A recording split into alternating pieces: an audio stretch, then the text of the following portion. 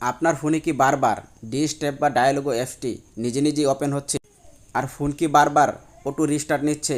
তাহলে এই ভিডিওটি আপনার জন্য। তাই এই ভিডিওটি না টেনে এবং না কেটে শেষ পর্যন্ত দেখুন। আমি আপনাদেরকে অবশ্যই সুন্দর একটি সমাধান দেখাবো। ডিপশেক বা ডায়ালগো যে সফটওয়্যারটি বারবার আপনার ফোনে আসে, এটি আপনি সমাধান করার জন্য প্রথমে আপনাকে 7টি ধাপ অবলম্বন করতে হবে। প্রথম যে ধাপটি হলো সেটি হলো ফোনটিকে আপনি অবশ্যই সেফ মোডে চালু করে সমস্যাটি পরীক্ষা করুন।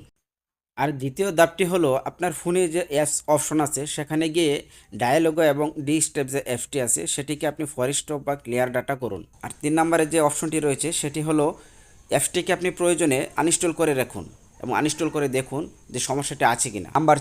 চার নম্বরে যে আপনি কাজটি করবেন সেটি হলো প্লে স্টোর থেকে এই অ্যাপসটিকে অবশ্যই আপনি আপডেট করে রাখুন। এবং 5 নম্বরে হলো ফোনের সফটওয়্যার সবসময় আপডেট করুন।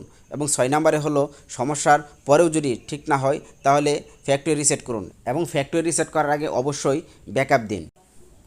আর 7 নম্বরে যে অপশনটি রয়েছে সেটি হলো ফ্যাক্টরি রিসেট করার পরেও যদি এই সমস্যাটি থাকে তাহলে অবশ্যই আপনার ফোনটিকে আপনি সার্ভিস সেন্টারে দেখান।